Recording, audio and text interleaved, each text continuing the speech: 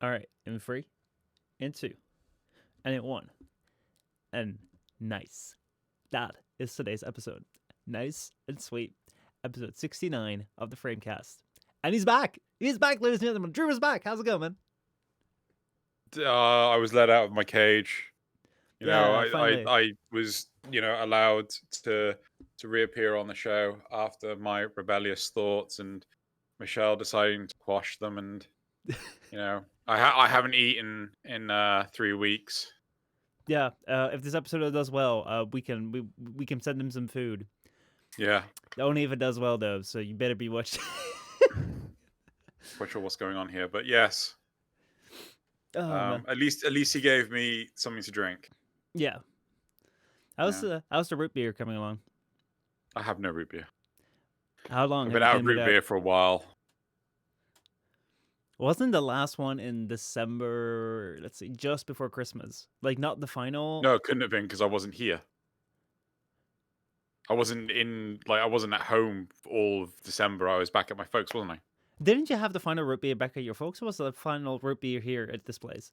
No, I had to have been this. There's no way in hell with all the shit I was lugging down to Wales that I was going to take a fucking can of root beer. Anyway, if someone can find out, because you did chug the last root beer on stream, whether that was well lit but pixely Xeno, or whether that was very high resolution but very dark Xeno, let us know in the comments below. Dark times when Xeno ran out of root beer. Yeah, Vampire Xeno, we miss him, we do. Yeah. But anyway, today we have a few topics, just two actually. Like, there's not a lot going on this week, or maybe there is. So let's see how long this FrameCast will go on for. So first of all, because it is episode 69, Cyberpunk stops people from having sex with Keanu Reeves. I was wondering if this was going to come up because I literally just read it. Yeah. I'm like, that is probably something we should discuss. And then we have something where I said there was not a lot of news. Well, this is quite big, actually. GameStop, the retail store that like hasn't been. I think we've talked about them before. They haven't been the most favorably like store, but then again, they have been involved in. Their stock has been involved in a major financial event, also known as the GameStop Short Squeeze, and it is quite a big thing, which is continuously going on, which is currently going on, and I think it is interesting to talk about. So those are the two topics for today. Other than that, let's get into what have you played? Oh, in the past 2 or 3 weeks, it's been like 2 to 3 weeks. So one thing I ended up buying for myself because like I'm really trying to lose weight. I actually bought myself the Ring Fit for the Nintendo Switch. Jesus Christ, I'm so out of shape. Dead Cells got a new DLC earlier this week. It got a Tuesday. So I've been playing a bit of that. I've actually been playing quite a bit of that.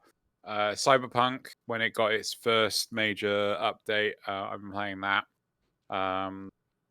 Just exploring more of the game. Really enjoy Cyberpunk still. I'm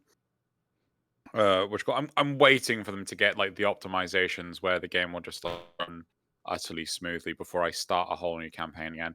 What else is there? Star Trek Online. I played that again. So a friend of mine was like, "Oh, you should try out Star Trek Online. It's really, really good." I'm like, "Is it though? It is Star Trek Online." And they were like, "Yeah, give it a go, give it a go." And I thought, you know what, I haven't played it in many years. I'll give it a go again. And I was actually pleasantly surprised because when I played it umpteen years ago, all the environments were giant boxes. I'm like, name me one Star Trek bridge that had a box for a room. And they've really refurbished the whole lot. And they've actually put in a third-person over-the-shoulder shooter system into it, which I'm actually pleasantly surprised about how well it's come out. And yeah, so I was giving that a go, so I really enjoyed that. What else have I got? What else have I played recently? Star Trek, Dead Cells. Still playing the Xeno on mobile, to which So last week was what they every month they do this like tournament thing called Grand Coliseum, Mm-hmm. PvP thing, and I was really surprised that my guild got into the finals for. Oh, Yeah, so I was like, damn. "Holy shit!" Yeah, we didn't think we were gonna get in, but like we got in. I'm like completely taken back. And we lost our match. It was so close. It was so like I actually messaged the GM of the other guild and I said, "GG." Yeah, it was a good game. I don't think I've played much of anything else otherwise. Um, But how does yeah. that how do those tournaments like how do they look like what is kind of like on the line sort of thing like if you win do you get like in-game currency is there a big real world prize I on the line or something like I you know what? I think they give you some in-game currency, some like premium currency because you can farm you can earn the premium currency by doing stuff in the game, mm-hmm. and it's obviously not as fast to get the currency as it is to just buy it outright. But the game is so heavily tailored towards whales, people that will just spend insane amounts of money. So a lot of people don't put money into cinemas, but I mean, it's doing fine. Yeah, it's getting a collab event with the in February. It's getting a collab event with what's the name of the anime? That time I was reincarnated as a slime. Oh, oh, dude, they're having a second season right now. It is so much fun. I haven't actually started the second season yet. How many episodes are out? 3 so far. Okay, I So have to give it a yesterday, go. I think the first released. We also have Doctor Stone second season out. Re Zero has been airing. Hold on, there was someone that Log Horizon. I haven't watched that yet. And Attack on Titan is on Yeah. their final season. So I'm waiting for Attack on Titan to finish before I'll actually go binge the whole lot of that. Mm-hmm.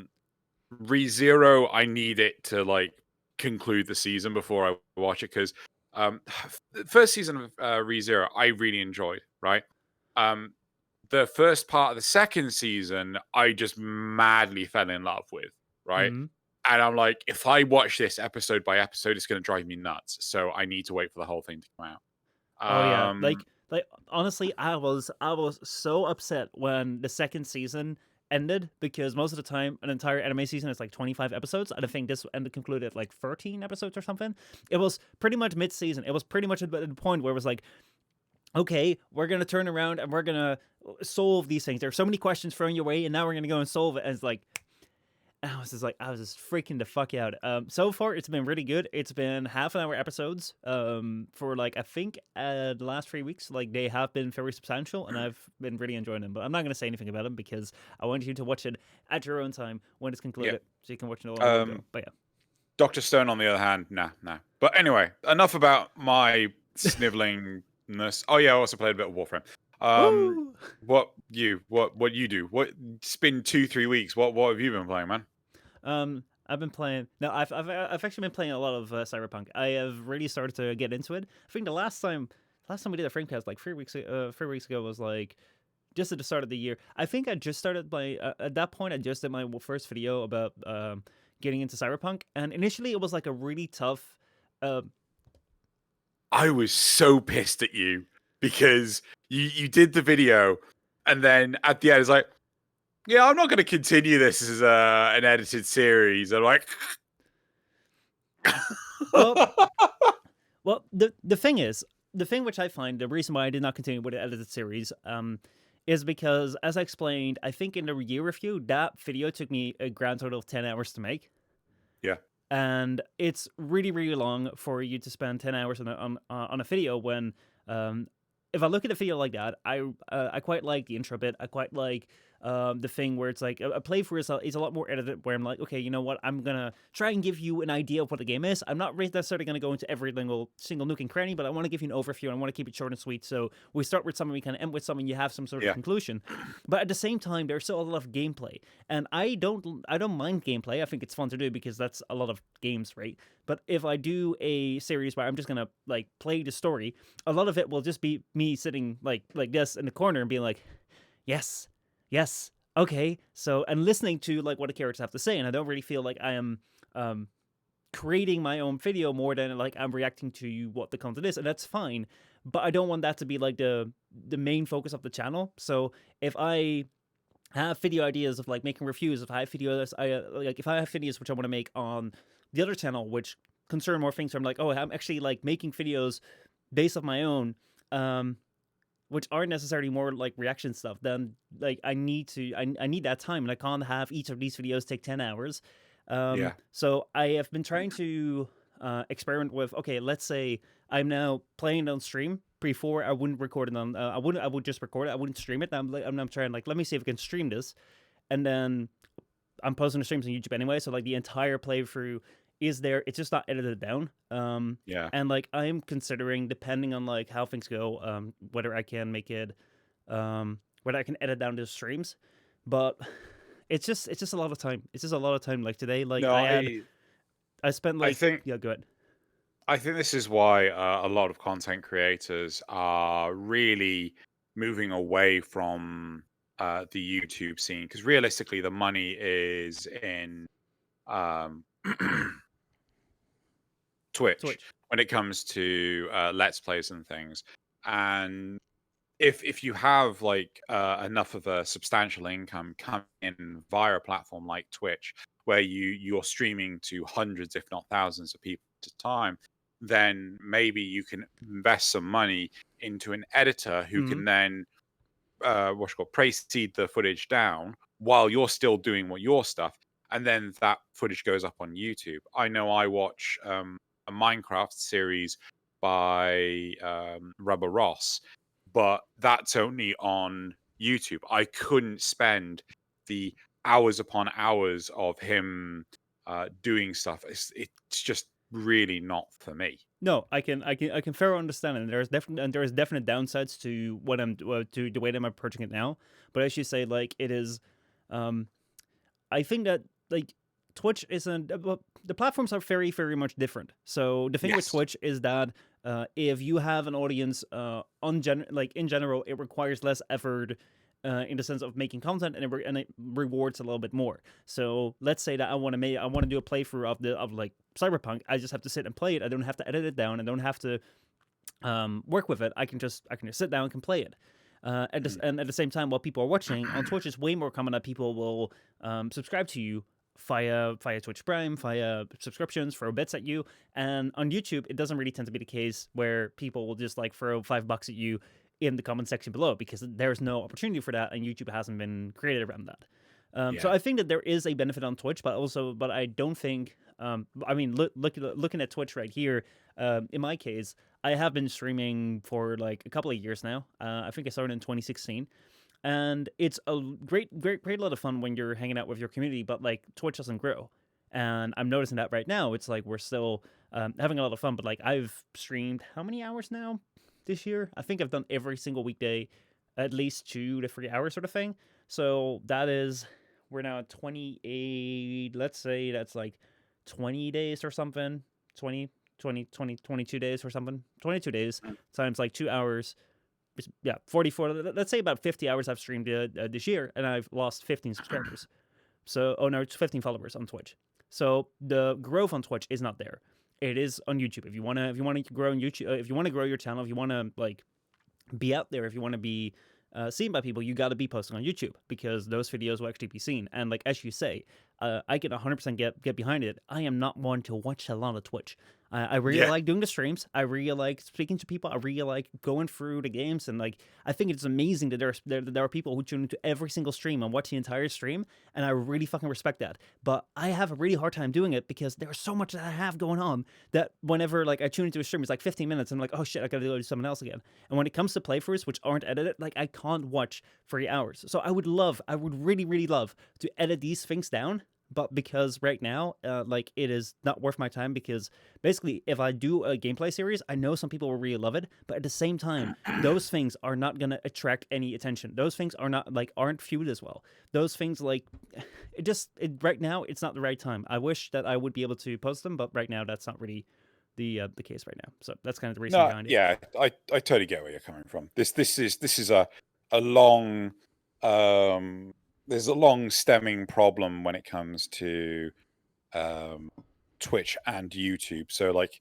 you have to put in insane hours to get there, and then but when you're there, it's what are you going to do? There's so many content creators that are really substantial on YouTube that are hemorrhaging subscribers because they've pigeonholed themselves into a specific platform. There are some people that have just flat out abandoned their YouTube channel and just gone, nah, fuck it, just go and play games on Twitch. It's a tough field to crack, Mm-hmm. I mean, it also comes down to like how do you stay sane, and like how do you do what you think is fun. Like if you're watching this on the YouTube channel right now, I'm sorry that there wasn't a video last week. I am trying to I'm working on like 2 big scripted videos, one for this channel, which you're watching on right now, and one for the main channel. But because of like university stuff, that has been taking over way too much, and we're having a couple of family times right now, one of those things, which I'm not going to go in on depth on any stream or any occasion, but those are like impacting my time that I can spend on this. And the thing that I do feel is I could post up the entire streams on my main channel, which I'm actually posting on the stream channel. I could go and sit in front of a camera and just record a video, which I have also done on the YouTube channel, which I think is a lot of fun, but I like them as side content just in the same way that I like gameplay as a side content. I don't want that to be the main thing on the channel. So if I haven't posted up a good, well-edited scripted video sort of thing in a while, I'm not going to go and sit in front of a camera and just like record something which like looks like it hasn't really been prepared, because I don't think that is worth it. Like it just makes me look like I'm just in for like making cheap and easy videos. I don't like that. That may be just a personal thing, but I don't want my entire channel to just become meme reviews of shit like that. So we're gonna have to wait for videos a bit, but yeah, it's what it is. It is. I mean, like, I've not done the next Xeno Codex. I've just had no time to. I've been preparing to do the next Arbiter's equivalent for World of Warcraft. That's taking freaking forever to do because I have to prepare all the footage. Doing the YouTube short stuff, preparing all of that's distracted me a little bit. It's there's only so much time in the day, and if you've got something more important to do, like your university studies, that's really where your attention has to go. Yeah. One thing that I was actually curious about, how's the YouTube Shorts been coming along? So, like, yeah, I've seen you post up a lot of videos in my subfeed, which are like a minute long, and they have like hashtag Shorts in the title. What's going on with that? So there's a few sides to this, which I didn't actually realize. First off, there's actually an option when you're uploading a video to YouTube that allows you to say, do not publish this to subscription feeds, right? So the last 2 episodes that went out, they've not been published to subscription feeds. So at least they shouldn't have been. But God knows with YouTube. The first short I did, which was Warframe one, it got a silly number of views and things. I'm just trying to get the statistics up now. By the way, when was the last time you posted these 2, which shouldn't have shown up in subscription feeds? So there was one today, okay, right, and one yesterday. Neither of which should have been in the feed. So I am subscribed to you, but I can't find it in my subfeed. Yeah. So if you go to my channel, I don't know if they're... Yeah, I don't. There they are. Yeah. So, or maybe it's the last 3. I don't know. So, but yeah. So those ones. Let's see. Fortuna Safari was the first one. Yeah, that's the first one. And I don't know how many views. It has 1,929. 1,920. Fuck, that's... Yeah, so it's... Oh, whoa! What? The one that came out 3 days ago? Go back to YouTube. Oh, that's got 5.3k views. Damn, boy. Yeah. Where does it be coming from? Yeah, I mean, that's just me and Loz acting like prats, walking around as if we're from Oh, what's the name of the damn game? What's the name of the game? No, War from Warhammer, right? And I'm looking at the analytics right now. So much of that is actually just the shorts traffic, right? So, okay, like for those who might not be aware, could you explain what Shorts is? Because like I'm seeing here a video with like 5,000 views, 200 likes, but like 13 comments, and then it's also in like vertical orientation. So what is going on with that?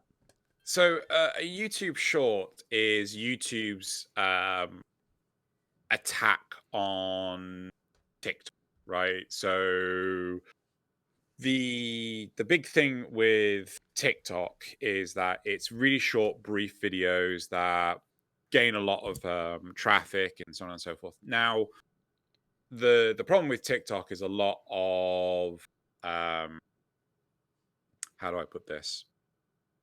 Controversy behind the whole stealing of data and so on and so forth. I thought you But were gonna say cringe, but there's a lot of cringe on there as well. yeah. Like, yeah. But so a lot of platforms decided that they wanted to try and get a sweet slice of that kind of traffic. Mm-hmm. So, God, what was the name of the damn thing? Shorts, YouTube, TikTok, No, Instagram, Twitter, right? Twitter. Twitter. Twitter did one, right, which was fleets, which no one calls it fleets. Everyone just calls it stories, right? Because that's what they fucking are. And the fact that they only last 24 hours and then they just cease to exist. You Mm-hmm. can't record a video and then upload it to the fleet system. You have to do it like live. And it's like, this is dumb. So the edited content that you're seeing for the YouTube shorts that I'm doing originally went on to TikTok first. And so on and so forth. Basically, I was convinced by Joey, hey, look, there's a lot of growth in YouTube shorts. Would you be willing to give an experiment? And I have been experimenting. A lot of the viewership has been really low, right? Mm-hmm. So I'm talking anywhere between like 150 to 700 views, right? That 5K, that's the most successful one so far, and like completely out of left field. And I'm trying to make it so that it's more broad, so it's not just Warframe, it's also other games as well. Mm-hmm. And it is interesting. It's very difficult to make it a recognizable format. That's why there at the beginning of each one there's a previously on blah blah blah. It's like it's to instantly get people to recognize, this is one of Xeno's shorts, right? This is something supposed to be silly, because sometimes it's a bit too subtle with its humor. Sometimes it's really blatant and in your face. But with like restraints, like it has to be with less than a minute and things like that, it can be really, really difficult. Also, the last thing I want to fucking do is spam everyone, right? Mm-hmm. So in order to be classified as a short, so I don't know if people are aware of this, on their phone, there's I should have spoken to you about this and maybe gotten you to put up a thing for it, but I don't know if you can see this too well.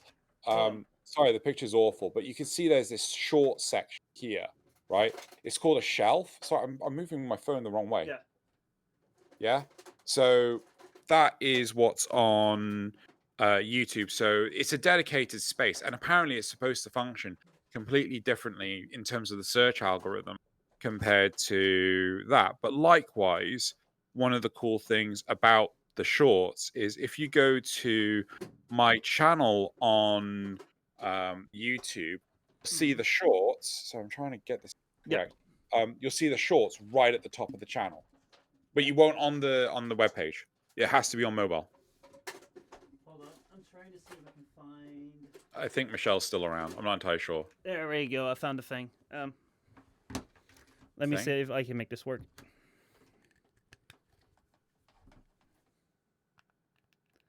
Let's see if we can plug in the phone to USB-C.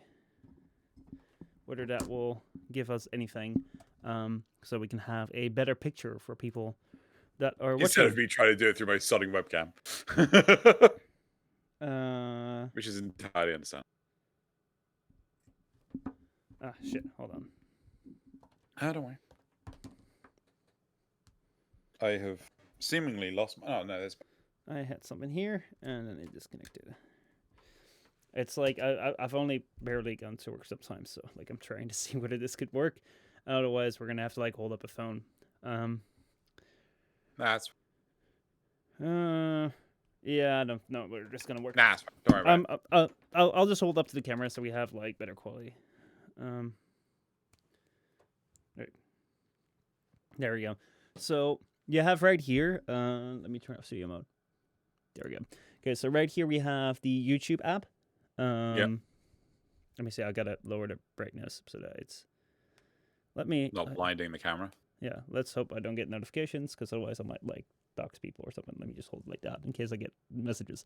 So like right here we have the YouTube app, and then like I know that YouTube has had like stories for a while, where if you scroll down you have these stories right here. Yeah. Of channels that like make these short little videos. So this is also where shorts show up, you say? No, shorts should be just a little bit lower. Stories. I am on like an older version of the app, so it might just be my app. What are you on iOS? No, I'm on Android. Yeah. So yeah, it's around there. It's just this dedicated shot. If you go to my channel, you should be able to see it at the very top.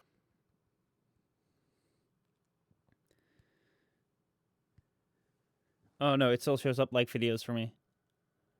Yeah, so it's like an outdated thing. But if you run the newest version of the app, you probably will see it as shorts. Yeah. So basically, it's just YouTube trying to compete with TikTok, and I was say, oh, do you want to try and do this? I'm like, yeah, sure, why not? Well, I mean, like, I'm curious to see how it goes, and I'm curious to see what will continue from it. Indeed. But yeah, coming back all the way to what I've been playing, because we're still in that segment. Yep.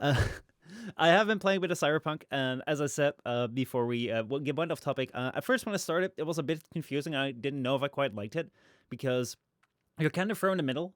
With Cyberpunk, you're kind of thrown in like the middle of the action, and then when the action subsides, you're past like half a year, and you're not really introduced to Night City. It's not like, oh hey, here we're meeting this person for the first time or that person for the first time. It's like half a year later, and you're again in the middle of the action. It's like, oh, you're interacting with all these people, and they're talking about all these organizations, which you're supposed to know. I'm just sitting there like, hold on, what is it, Fixer? What is like Eddie's? What is this? What is like I don't know. Yeah. Can someone just like get me a notebook? So like that's like for the first couple of hours I had that, and then after the heist, I got like a better emotional connection to the game, a lot better emotional connection to the game, and then slowly but surely, like I was able to like place ideas, I was able to place things, and it became a lot more understandable. And now I'm really liking it. I think this like the main quest, I have like stopped somewhat halfway through with progressing on the main quest, because the main quest goes quite fast, but the side quests are interesting. They are indeed. Go ahead. How fast do you think it goes? Well, I mean, you have the like the heist thing, and after that, basically you have 3 options to move forward. Like there's 3 paths you can take, and I think you can all take them together. And I've taken 2 of them, and then someone said, well, you're probably halfway through. And I was like, well, okay, let me just like go off and start doing side quests now. So how far? No. Tell me exactly. Right. So I still need to meet with Takemura, but like I've done the other 2 quests of the main quest. But I've you've done Panam? Yes. And you've done all of the Aldecados? Let's see. I've done no, Panam, like the Aldecados is like a side quest. I've done the guide thing.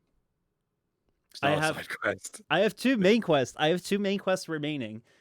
Where one is like you can choose to make a decision, which I think is going to make like a big impact. It's kind of like the do you decide to go with this group of people, or do you decide to go with this guy? And like I'm waiting. How many hours have you put into it? Many. Do you have an exact number? Are you able to get an exact No, number? no, I would have to look up on the Xbox how much it is. But I have 8 parts of like 2 to 3 hours, 8 times 2 to 3 hours in total. And that is just main story, and I'm doing a lot of side content like off stream because I can't just stream all of the. Oh, I'm gonna go do beat down some ongoing fights right now, or I do the side quest, or like I'm gonna buy a car. Because when I jumped in on your stream the other day, Hmm. you were still doing stuff with River, right? Yeah, but that's Which is side content. really early on in the game. Yeah.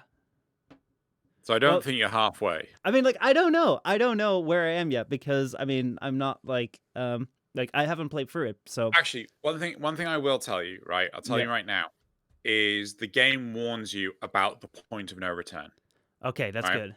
So the game will say to you, if you continue down this point, you will not be able to do any of the additional side stuff. Ooh. Yeah. Well, I'm massively going on the side quest right now because I mean my goal like my play style is always the moment I can do side stuff I will spend all my time doing side stuff, because then like I'll be overpowered in like the main game, and I really like that. So the first week, basically what I did, the moment I really got into it, I started doing all of the like the NCPD patrols because they Yeah. have no effect in any game. They're not stories. Just like go beat down some people you find here. Yeah. So I went from like level 5 or something from like one stream to like level 35 in like the next stream because I just spent my entire day just like chasing after, and I was just like, yes, I like this. So yeah, I'm really enjoying Cyberpunk. Of course, there are bugs, but the bugs are not that apparent. Especially, okay. So at the start, when I was playing, I started noticing a couple of bugs with textures not loading well, with shadows looking weird, things not looking all that great. Then I got more into it, and I completely like stopped noticing bugs at all. I had Yeah. no idea,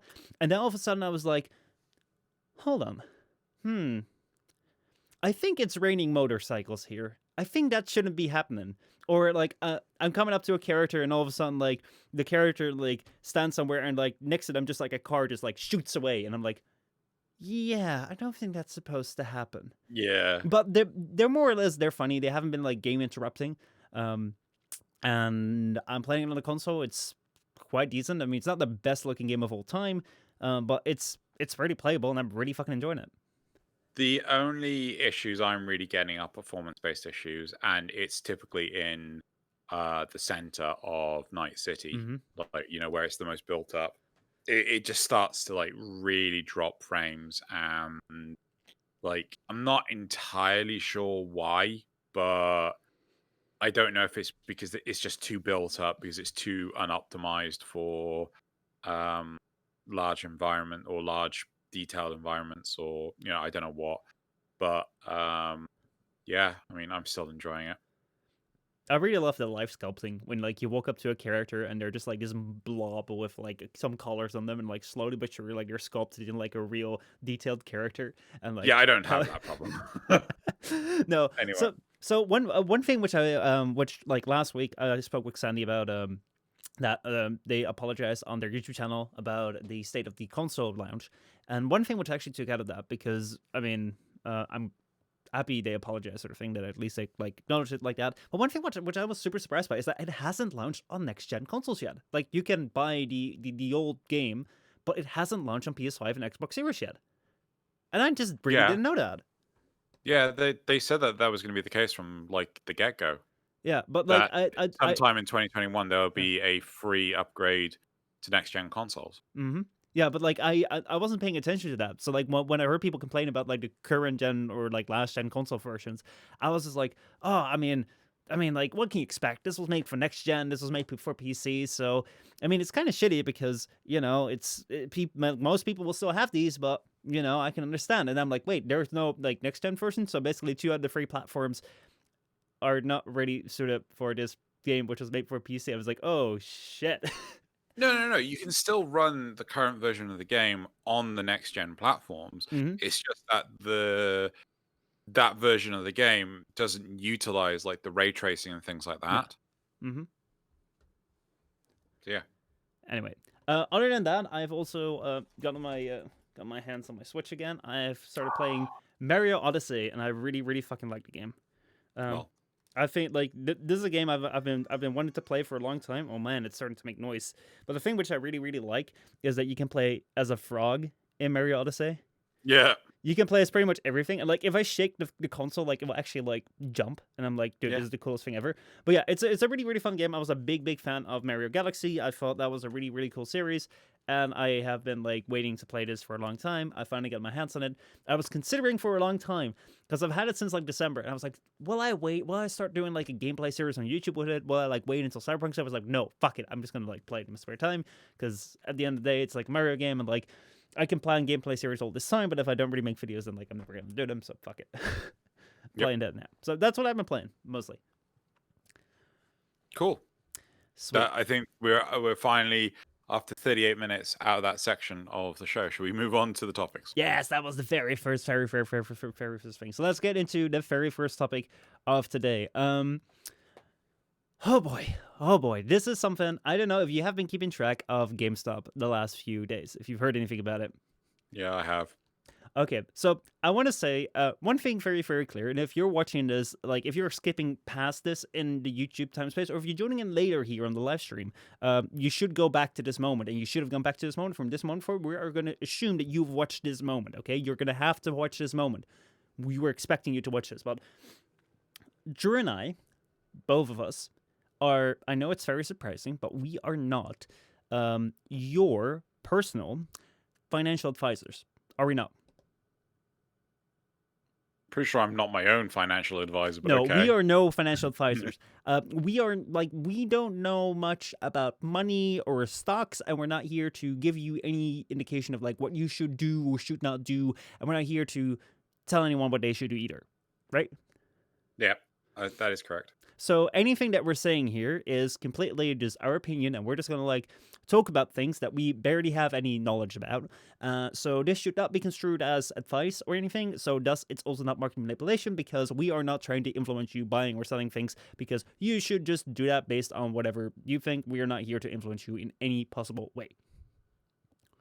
So, that said, let's get into GameStop, because, oh my god, this is a story I have never, ever gotten into, like, financial stuff. I've never really gotten into stocks, but oh my god, this is pretty cool. So, GameStop has been involved with the GameStop Short Squeeze, as Wikipedia calls it. It's actually an event on Wikipedia. It's currently ongoing. So, what's been going on? Well, GameStop is like this little retailer, or this big retailer in the US and also part of the EU and part of, like, the rest of the world. And it's not really, it hasn't really had the greatest reputation. Last year, it had this case where they kind of forced people to continue to work during the pandemic, and especially because more and more shops closed down because people had to like buy online, and they haven't been doing all that great. So what happened last year, or like in the last few months, is they are a publicly traded company, so they have stock. So they have stocks which people can buy. So basically, it's like you buy a share of the company. If you really don't know what that means that they divide it up and you can buy like a little piece of the company. And the thing is, most of the time is like if you buy a stock, most of the time people buy it, so like it increases in price, and then you sell it later on so that you make a bit of profit. And it's a bit of a gamble. And if the shares go down, then you sell it and you might lose a bit of money. And then, that's kind of the bet. And there's a lot of people that like to do that. There's a lot of people that also make a lot of money doing that. And one of the things that people started doing, and one of the things which is also a common like business thing when it comes to stocks, which I did not know about, is something called shorting. Now, what is shorting? From like an idiot's perspective, because again, like I'm very new to this, shorting is basically if you see stocks as like, hey, I'm gonna buy this thing from you right now for whatever the market price is, so like $5. And then I'm going to wait and I'm going to see if the price changes. And let's say like goes up to $6, I'm going to sell it to you. And I've made $1 profit. Shorting is like, well, okay, hold on. So that means that you're kind of like betting on that the shares go up so you can make more money when you sell it. Shorting is like the opposite. You're betting on the stock going down, because what you do is instead of buying the stocks, you're going to borrow them and you're going to sell them to someone. So you're going to take some shares, and instead of paying for them, you're going to like borrow them. You're going to sell them off to someone else, and you're going to like make money, because let's say it's like $5. You make $5 for like that share you sold, and then you're going to wait. And then you're going to wait because you hope that the shares go down. And then you like, let's say they go down to like $3, then you can go and pay for the shares you borrowed, which are now at that point in time $3. So that means that basically you have bought the shares for $3 and you've sold them for $5. So you've made profit because the shares went down. Is that understandable? To me, it is, and it instantly seems like a really shitty thing to do. Well, there is partly it really fucking is, because if you're a company that's publicly traded and you want to apply for a loan, or if like people are looking into like how well your company is doing, they will look at your share price and they see your shares going down because everyone is like shorting the stock. It's not doing good, and if a company doesn't do good, like it can most of the time mean that employees get laid off, or it's not really good. But at the same time, like if this thing wasn't here, basically there would be there is no incentive to not be for the stock. So you would have people like overselling it, sort of thing, because everyone would profit if like the stocks went up. So then you also have a force kind of pulling it down, where it's not just, oh, let's throw all the money in this and just like go crazy in it, even though that's what's happening right now. But it's kind of like a balancing force, and it can be argued how good or bad it is. However, there's a bit of a problem with like shorting. So the problem with shorting is like if you do that, if you don't want to do shorting, most of the time it's only done by like large hedge funds, or I think people with a lot of money. Because the thing is like if I pay for like a stock for $5 and then like the stock goes down to zero, I've lost $5. There is no there is a floor, so like how low I can go. I can only lose my initial investment, because if the stock is zero, I've lost $5. However, if I short my stocks, if I like buy them for like $5 and then I borrow them for $5 and I like sell them to someone, and then I have to buy them back at some point. Let's say that those shares go up, then I'm gonna have to buy them for the high price, $700, $200, $500. Like there is no limit as to how much money you can lose when you're dealing with shorts. And that is what's happening right now. So what happened with GameStop? So GameStop was not doing all that great last year. It was kind of like averaging around, it was going down to like $4 or $5 or $3 a share. And a lot of like big hedge funds decided to short. And so many did that over 100% of the stocks were shorted. So pretty much all the shares were borrowed and they had to be paid back. And then there were a couple of people on the internet who said, they actually went over this and they saw, hey, shit, all of these stocks here are shorted, which means that at some point, these people are going to have to buy back these shares. They're going to have to come around and buy back. So what if we buy them and now we own them and they're going to have to buy them from us? So that's what they started doing. So over the last couple of weeks, this has really taken off. This share went from like $5, $3 to over $400 today. And it has caused like a lot of commotion, because basically so just to clarify, that's $400 a share. Yes, that is $400 a share. So basically, like it was a couple of Reddit users that like generally found that out. This led to like it going over $400 in thing, and this has caused a lot of these short sellers to go in massive debt, because they bought them, or like they borrowed them at like $4, $5, and now they're gonna have to pay probably over $400 in value. And this has like estimated debt for like much of these large hedge funds in the billions. It is a big thing where people are like freaking out about it. There's also a lot of good things coming out of it, because like a lot of people that put money into it tended to be students who are like put some of their like student loans, like their student money into it. Some people like have already been posting how they've been able to pay off their entire student loan because this thing has been rising so much. However, it's still ongoing, and it's like an entire thing which is going up and down the entire time. And today was very, very interesting. So one of the things which happened is, I will pull up this thing right here. This right here is like the real-time share value. If you go back to like 6 months, you can see like how low that was. And then if you go to the last 5 days, you can see how high that shot up. However, today there was a very big dip where it got down to $132, and it's now going up again, and then going down a little bit. Why did that happen? That's because if people want to buy shares, they have to do that through a financial institution, and one of those was Robinhood. This institution today, when it peaked at $400, decided to not allow people to buy the shares anymore. You were not able to buy any more shares. And that's got people really, really messed up. Really, really, really mad. Like, basically, because, like, there's a lot of speculation about, is this market manipulation, that people are saying, oh, maybe you should, like, buy into these shares because these shares, you know, like, they're all shorted. So, like, you know, you could buy them and then they're going to have to buy them from you. So people are speculating, well, that's market manipulation. And now people are saying, well, you know, if that might be market manipulation where you're saying, hey, I can see something which you can see for yourself too, and make up your mind as to what you want to do. If that's not market manipulation, if that's market manipulation, then what is like not allowing people to buy shares anymore is. So that is something which has been an insane development for today. That said, I do think that the ask, which like again, these are terms which I'm not very familiar with, but I think I just saw, and this is completely like you're gonna have to look this up for yourself. But basically, the share price now is lower than it was today, but the ask for which people are actually selling them is $5,000. People are holding onto them.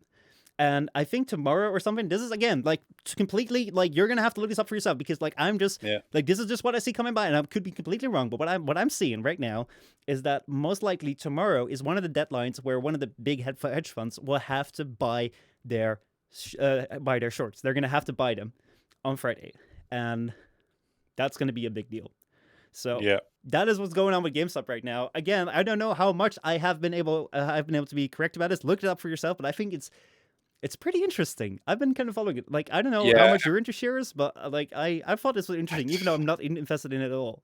I don't get shares, right? Mm-hmm. It to me, it's like it's just gambling with money, and will this company's value increase or decrease over time?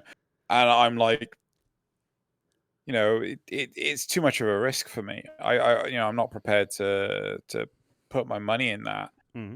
And like I won't put.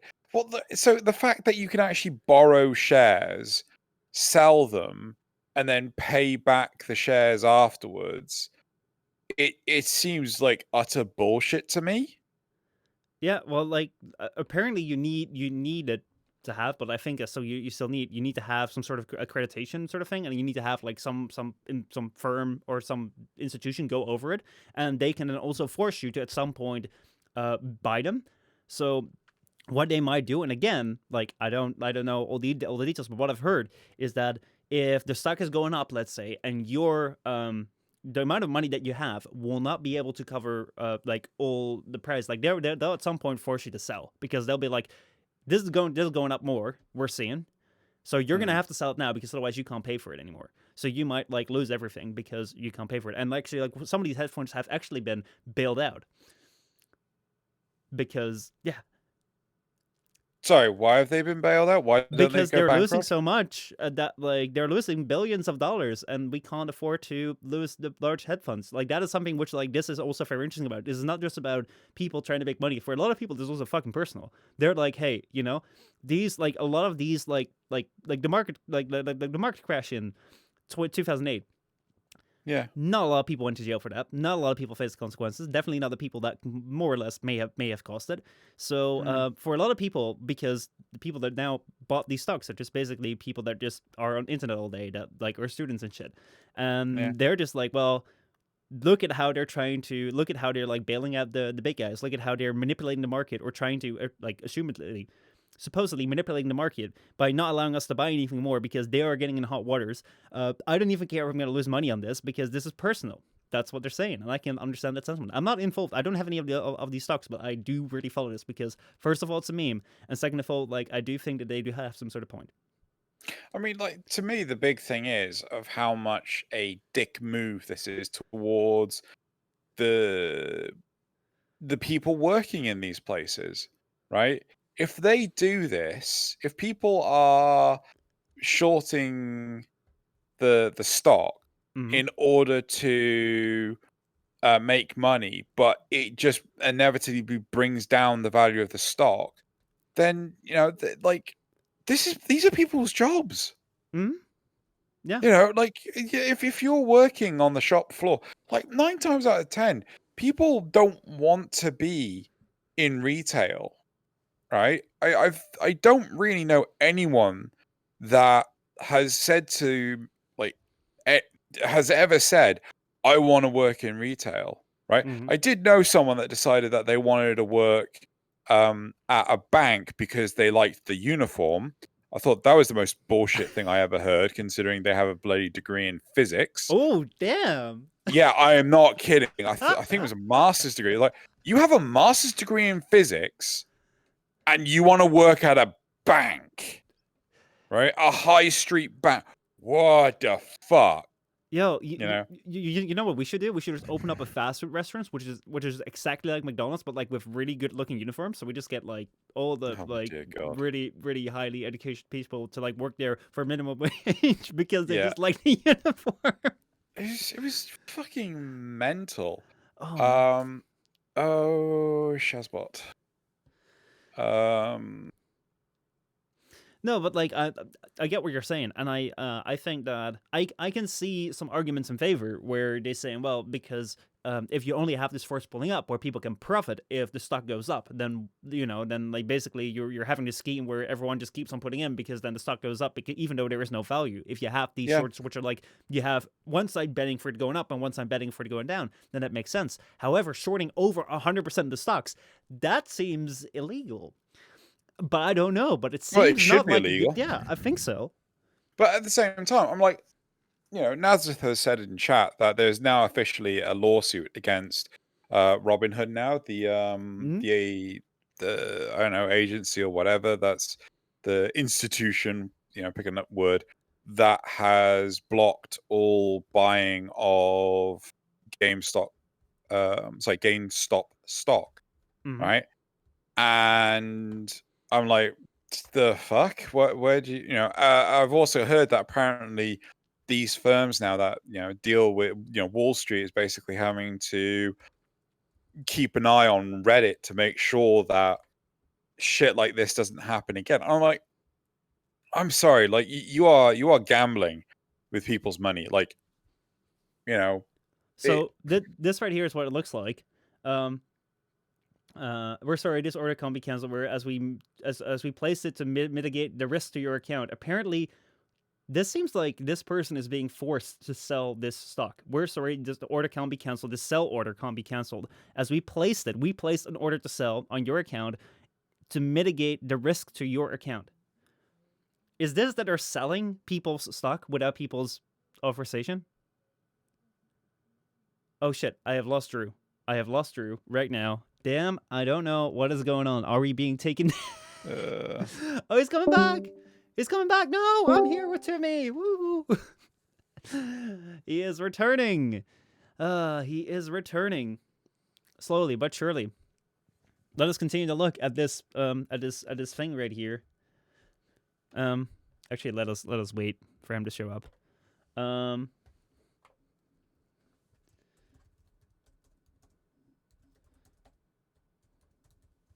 Let me try and like call him again. Let's see whether that works. Let's go here.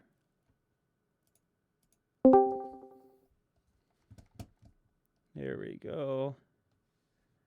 Here we go. Here we go. Here we go. Xeno is trying to connect while this is going on. He says, "I think Discord has gone down. Do we have other options?"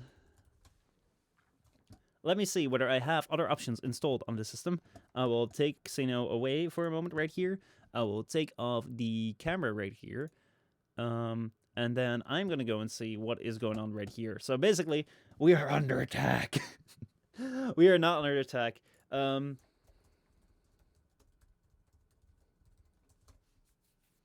me see whether he has Skype installed. Oh boy, oh boy, oh boy, oh boy, oh boy. What a beautiful, beautiful day. So welcome to the once again me by myself FrameCast. I am here to be your host and talk about it. Oh shit, he's on the stream channel in my server. Let's see whether that connects right here, right now. All right. Is this connecting? RTC connecting, it says. No root. It says no root. It says no root. We are here. I'm sorry. Oh, hold on.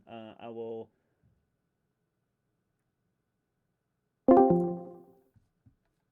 I am getting these notifications. I know that they might be really, really annoying. I will turn off here. Let me see if I can sign into Skype right here. You try restarting Discord. Let me give it a shot restarting Discord. Quit Discord. Open up Discord again. This is the weirdest thing ever. And then call him. That's what we're going to try and do. I hope you guys are still here. I hope you are still with me. I hope we have not been shut down because we figured out what was going on. What's this, a sound of a disco? Yeah, it is sound of a disco. By the way, if the last couple of moments you just heard some disco things, those are mine. Those are not yours, so don't worry about it. Let me see if we can call him again. Let me see if we can get back into the call. Back into the call. It doesn't allow me, and it's allowing me again. The call is taking place, I hope. Not really yet. We're still kind of stuck, so.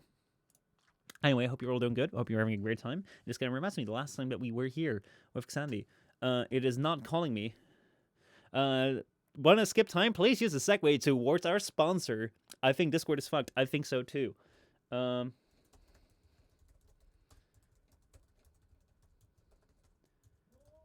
Let's see, where do you have Skype? Let's see. This has never happened before. Only on FrameCast 69 is this happening right down here. He does not have Skype. That is unfortunate. So let us do a thing where I sit and talk till we figure out a solution. Why would I ever have Skype, Drew asks? And I do think that is a really good question. Why would you ever decide to have Skype? I don't know. Maybe because Skype. Oh, I am connected. I am able to connect to the stream channel now. I am able to connect. Let me see whether the call works. Call doesn't work, but we can go into stream channel. Is this working? Yes, we're back. There we go. Oh my god, Discord has died, and we now have Drew on call. Welcome back. I was trying to think of some, like, operator joke. But anyway. Operator? Yeah. Like The Matrix, like operator speaking, you get, never mind. Bad joke. But yeah, why would I ever use Skype? I feel insulted that you even mentioned that. Oh, we used it because there's no second Discord. There is. It's Gilded. Gilded? What's Gilded? Dude, I gotta find it's just basically Discord. It's a Discord too. It's more gaming oriented. It's got like calendars and shit in there. All right, I am putting a thing of you here. Oh dear God. There we go. Whoa. All right, we have Xeno in the flesh. I'm gonna look into Oh yeah, I think Joey spoke about it. But yeah, like I'm gonna look into that because basically, so like the reason I have Skype is because at a certain point in time, what was it?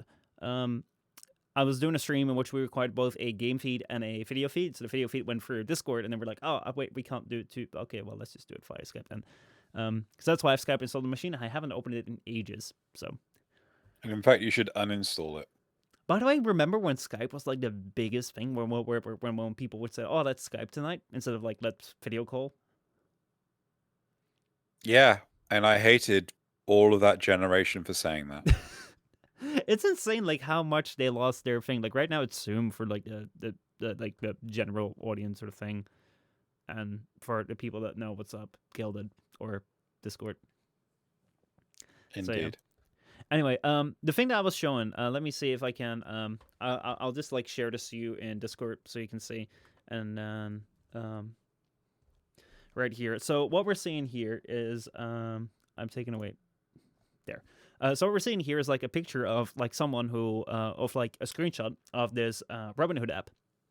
I believe, because I've seen this aesthetic before on like other pictures. It says market sell of GameStop, order placed to sell the stock. And it says, error, we are sorry, this order can't be canceled as we placed it. We placed the order for you to sell your stock to mitigate the risk to your account. I don't know, this sounds incredibly fucking weird to me. Well, this is incredibly sketch. It's just like, they shouldn't be allowed to manipulate the stock like that. No. This is like the weirdest thing ever, man. Like, but it's the thing is, it's powerful. Like, I don't want to sound conspiracy theorist, that guy, but realistically, it's the rich making sure that they stay rich. I mean, like, I can see that, not to go like full InfoWars on you, but when there is, I've seen figures between like 3.5 and like $6 billion on the line. If that is what is on the line, I can imagine that they might be like, some people might be willing to spend like $1 billion or $2 billion in order to like stop them from losing like $6 billion. and that is a lot of fucking money. Um, what can you do with that? It's also like cryptocurrency. So like, do you know what currencies are supposed to be tied to? Yeah, like the gold standard, right? Yes, That's what it was initially, where there was like money was like equal to the amount of gold in their country's like main bank, e- sort of thing. exactly, right? Mm-hmm. Now, the whole point of cryptocurrencies is supposed to be that there is a finite number of these special numbers, Mm-hmm. right? That allow them to um, treat them as a currency, Mm-hmm. right? Now, do you know what these numbers look like? I've not seen them before. Right. Do you know what? Could you recite to me pi? 3.14, and then it ends for me. But like I know there No, can people it can doesn't. go It on doesn't. It doesn't forever. end. I mean, it Right. doesn't end, but for me, like I don't know more than that. Yeah, but the whole point is that that number does not end. Yeah. Right. And the important thing is that these numbers, even though that there is a finite number of them, these numbers also do not end. So you can actually break up a Bitcoin infinite number of times, Damn. right? Mm-hmm. So the value, so like you could just say 1 year, oh, the value of this house is 1 Bitcoin.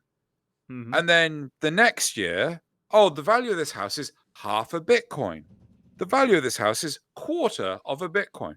The value of this house is 1/8 of a Bitcoin. Because the currency can't technically work, right? Mm-hmm. It is a gigantic pyramid scheme, right? Mm-hmm. Now, the big thing is that this is such a huge pyramid scheme that people bought into it.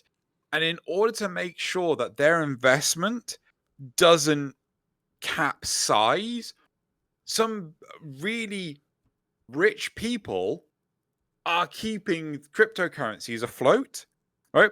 When China turned around and said that we are not allowing trade of cryptocurrencies, the value of them just plummeted, Mm-hmm. right? And then again in Australia, when what's it called, the Australian government confiscated a load of bitcoins because it was tied to a, oh god, like a drug cartel. It took the bitcoins off the market, and again, the value of the bitcoin just plummeted, right? Mm-hmm. But every single time that these you have this big plummet that can completely topple the um, economy for Bitcoin, some fat cat rich person turns around and injects a load of real money into Bitcoin to increase the value. Well, like I think a lot of that comes around to, oh shit, I'm switching cameras. I can't. A lot of that comes around to uh, basically in order for it to be like profitable, like you need people to join in after you. So probably what like a lot of these people do is they'll look at it go down and they're like, okay, now it's dipped so far. Let me just inject a lot of money right now, because first of all, like it's gonna be low now. And second of all, if I inject a lot of money right now, the value may go a little bit up, and I will gain confidence, and like a lot of people will join after me again, and then I'll be able to like cash out before it comes crashing down again. I do think, that like they're like you're definitely right in the sense of you have these things which don't have value attached to them. But I also believe that a lot of modern money isn't necessarily attached to gold standard anymore. There's some other guarantee, but I don't think it's like linked to the gold anymore. But at the same time, like even like I think the gold standard is like one level of guarantee. But at the same time, I also think it's somewhat of the same. But now because we have an actual limited amount of gold on this earth, there is, we can use it. But let's say that we were to have access to all of the gold in all of space, then gold at some point would just probably not be worth all that much anymore. So it is pretty much like how much worth we attach to something. However, the like one thing which is really important is that like the value of money doesn't change as rapidly as stocks do, as cryptocurrencies do. And the thing which, like, the reason I've never really gotten into cryptocurrencies or shares is because I'm kind of like, well, I'd rather work for my money because I can put in work and like I'll get money out of it. And at the same time, I'm also kind of it's always this thing where like people say like, oh, put in, like join in, it's rising, and then like you just speak to them like half a year later, it's like, oh yeah, this all crashed and I've lost like all my and like, yes, dude, like, yeah, sure, that's why I'm staying out. But yeah, it is definitely like a game which we're playing. Like you also see it with people that made a lot with Bitcoin or made a lot with like cryptocurrencies. They're also like, oh yeah, it's definitely the future, man, because like I made so much money. It's like, well, have you been able to cash out? No, because then like the value will drop. So like I have all this money, but uh, I I don't have to. actually have all this Yeah, money. you don't actually have it, and that's something which like I do think is something to be wary of. No, I completely agree, and it's God. How do I address this? I think it's mental. Like realistically, what we want is a post energy scarcity, um, oh God, capitalist society. So basically, the idea is that the energy put into creating something is so low that it's negligible. So Star Trek. Mm-hmm. This is the. I always thought that Star Trek was communism, but it's not. It's actually this post energy um, scarcity situation, and I was like, oh, okay. That's what that is, and the idea is that when you can create nearly anything for nothing, then you got zero problem. Like realistically, we've had people invent, oh god, cars that can run on water. We've got a truck ton of water on this planet. I don't think we have any concern for running out of water. However, things like fossil fuels, no, those can run out quite easily. But what are Mm-hmm. you looking for? Well, so like I was reading this book right here, which is Life 3.0. I was seeing if I could find a quote, which Yeah, which like where I found it in this book. But basically, this book describes like the upcoming of artificial intelligence and how it could or like in what kind of ways it could affect our life. And it's a very like realistic sort of book, which looks at all approaches as to like how long is it out, like what are experts saying, how long it's out, like what could it be, and why is this something which we should probably keep in mind, and like what could be the impact on all different elements of life. And one thing that they're describing is that one of the things which could be possible, but like I can't find the exact quote, but one of the things which could be possible, if we get the technology, is to rearrange matter into different things, because basically, like yeah, all matter is made out of the same building blocks sort of thing. And if you can find a way to configure these building blocks, then basically you can just have matter. It doesn't really matter what it is. You can just have it, and then you can like construct it into something else. So that at that yeah, point, it's not really about like gold, because you can just construct something. You can just construct gold with a machine. You can literally make gold, and at that point, pretty much everything becomes equally as valuable, because you can just it doesn't matter. You just need to have matter. It doesn't really matter what the yeah. matter is, because you can reconfigure the matter to become whatever matter you want it to be. And at that point, like, it doesn't really matter what kind of matter you have, and that's going to be a really interesting time. But also, like, the thing that they're describing is like, let's say that we have this point in time where every single job that we can imagine is being done by a robot. What's it going to look like? Like, let's say that this AI is going to be like human friendly, and we're going to be able to like live on our lives, and like they are going to do our jobs. Like, what are we going to do with money? What are we going to do with things? And like, how long is this out? You don't know. This might be in our lifetimes. This might not be in our lifetimes. So, very interesting book. I would Well, definitely recommend it. But anyway. I think one of the biggest things is that people want to make sure that we never live in a society where money is not an issue anymore. I think a large part of society is driven to make sure that there are still people under them, you know, so that there are always people in lower paying jobs, there are always people doing menial tasks, so on and so forth. And I think that is realistically, it's a big problem.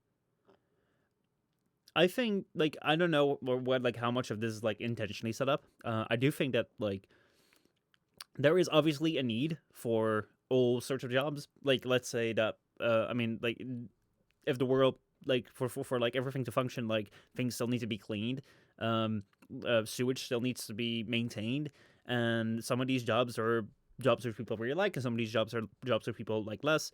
And I do think that something like AI could like fix some of these jobs. Like look at a lot of like the factory work where like a lot of the really the heavy lifting has already been replaced by robots.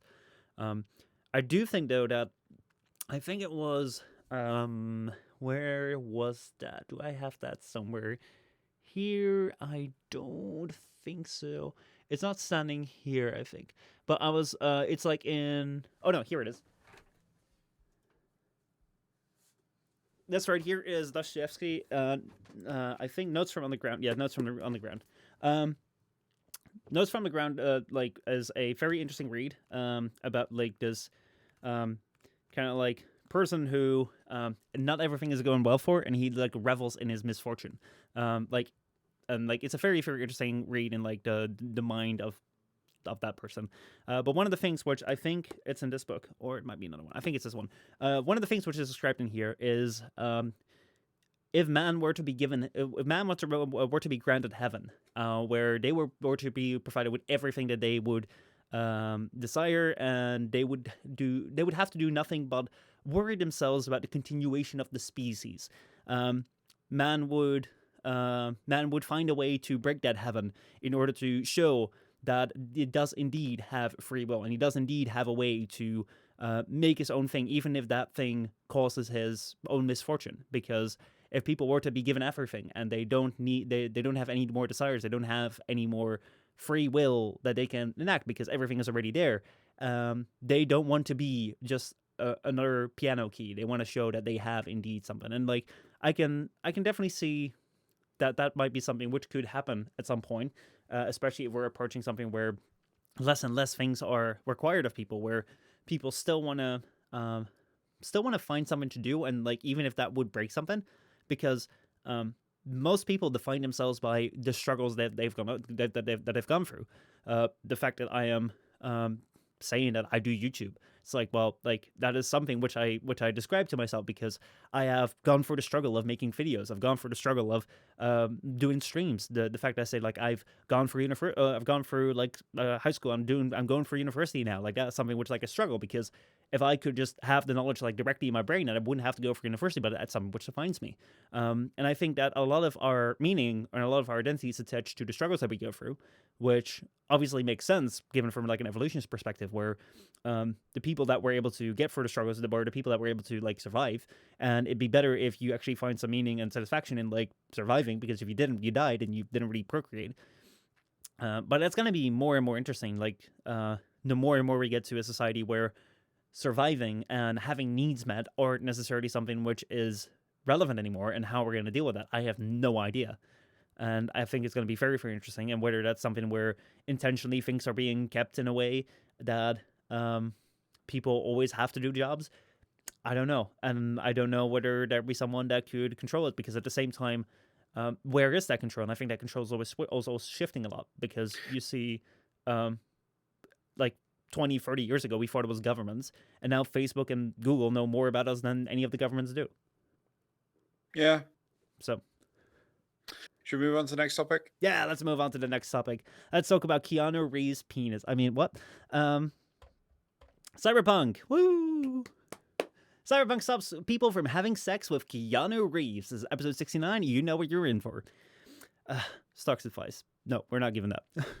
So, Cyberpunk has removed a mod which would allow users to engage in funky times with Johnny Silverhand, the character based on Keanu Reeves.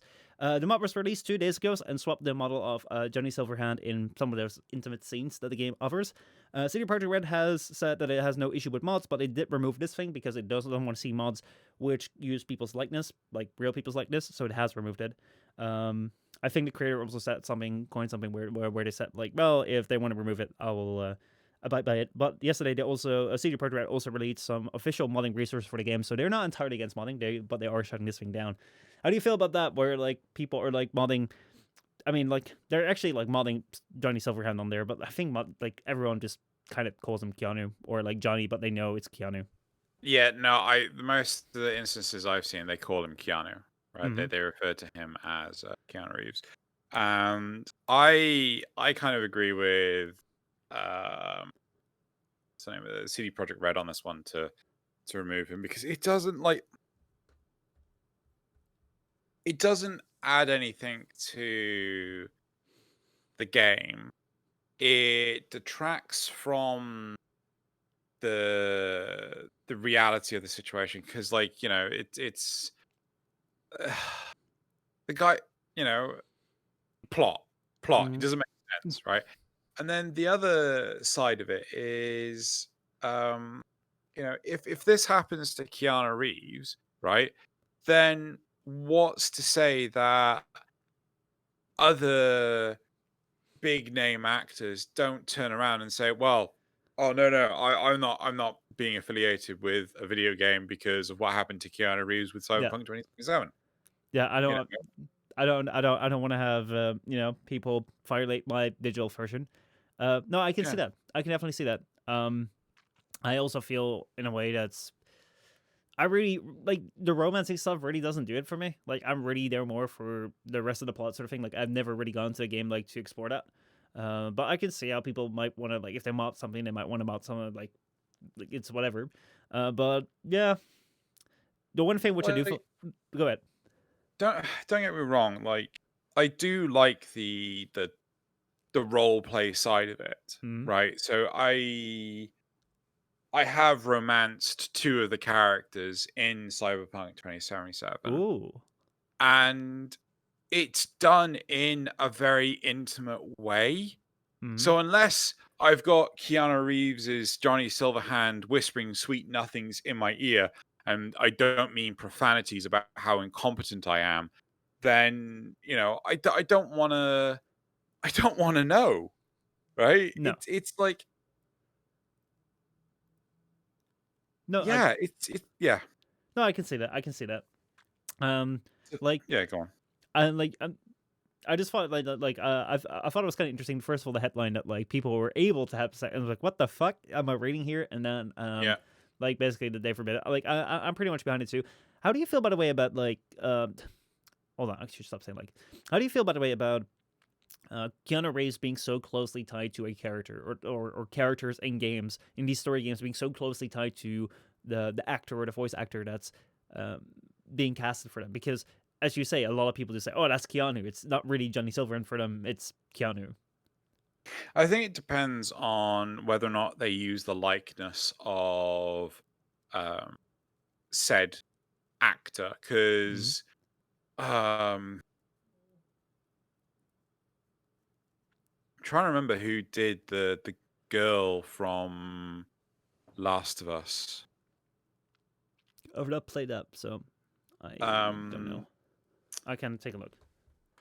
yeah, I mean the whole point is that there are so many actors and actresses that have, you know, given their physical likeness towards um, you know, video games, but a lot of the time the voice actress and the model Mm-hmm. are two different people. So like there'll be uh you know either the woman that plays Lara Croft, I don't think in the reboot video games is the same person. So the visual component is separated from the audio component. Mm-hmm. But for Keanu Reeves, he's like an A-list celebrity, and he's also like both visually represented and audibly represented, Mm-hmm. right?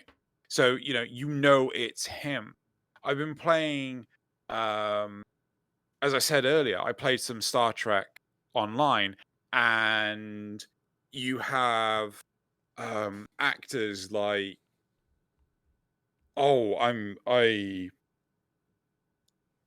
John Delancey, who plays Q, right? Mm-hmm. You have Michael Dorn, who plays Worf. You have loads of actors that actually play the characters, but the visual disconnect is massive, right?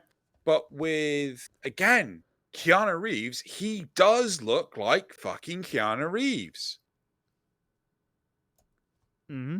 Are you animating me while I'm talking? Yeah, I was trying to do that. I was trying to do that little thing where like if you speak, like I'll move your character because I'm like oh shit, I can't look at you. Like where do I look? I don't know. I was like, wait, I can move you to give them The official. camera.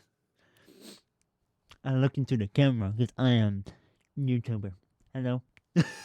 People that are listening to this just have a hell of a time. For a female, they probably don't want a 3D nude model of them. Yeah, I would not imagine that is something. I mean, like even in general, I don't think that if you sign up for a game, as as Keanu said, like it's something which might deter people from accepting a job. And the one thing which I think might be, which I think is interesting, is like how heavily they're leaning into it being Keanu. It works this time because Keanu is a really likable person, and he kind of has a status where I don't think this like people liking him will go away for quite some time. I don't think it's ever going to go away, but I do find it an interesting decision where if you decide to write a story, when you come up with like what you said about Lara Croft, it's you can't really change Lara Croft because she's kind of like a known character. It's kind of like if you were to change the voice actor for Mario, you're not gonna change the character, the model, because it's an established character. Whereas here, it seems as though the actor has taken greater importance than the let's say story itself, unless there's like basically the story was developed by the actor, but basically it's you're kind of I can see some people arguing that it might break the immersion of the game. That's not the case for me, but I can see how people can be like, well, that's just Keanu. I can just see it right there, and they made it look like him. But actually, I wonder if he ever cuts his hair like back short again. Like, are they going to change the model in the game too? But I mean, no. But I mean, in you watch The Matrix or you watch John Wick. It's like, oh my god, that's Neo Mm-hmm. from The Matrix. I'm like, no, that's Keanu Reeves, right? But you don't just go, oh, that you don't break down the film because it's the actor. And likewise, you shouldn't break down, Mm-hmm. it's Keanu Reeves, not Johnny Silverhand. It is Johnny Silverhand, but you are actively choosing to do this. Likewise, you are actively choosing to say, "Oh, I'm having sex with Keanu Reeves and not Johnny Silverhand." It's people targeting a specific, mindset of gratuity that this is in existence for, but that is not what the game is for. I kind of love.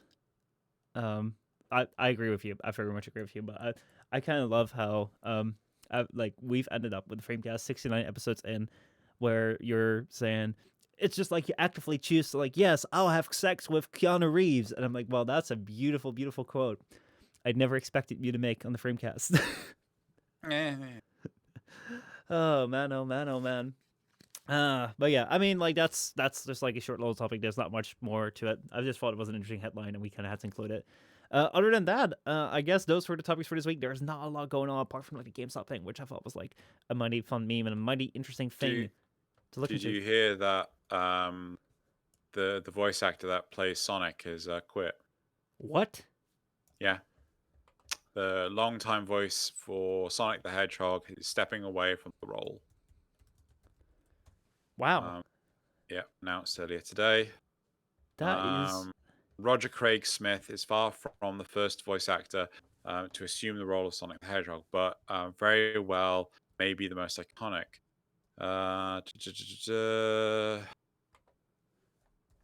Yeah, he's basically stepping away.